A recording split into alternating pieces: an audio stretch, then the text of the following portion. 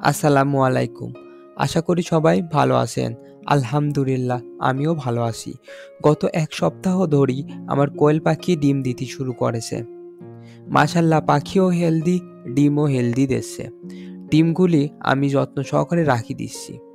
আর দেখি এই ঝুড়ি ভর্তি কতদিন লাগে।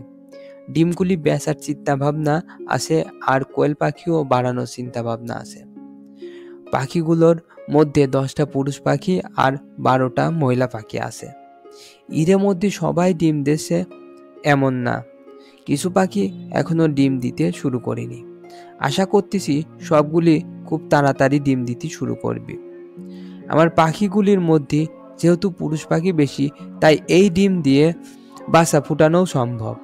তাই যদি কেউ নিতে চান কোয়েল পাখির বীজ ডিম, তাহলে আমার ফেসবুক পেজে অর্ডার করতে পারেন। নিচে লিংক দেওয়া থাকবে। আল্লাহ হাফেজ।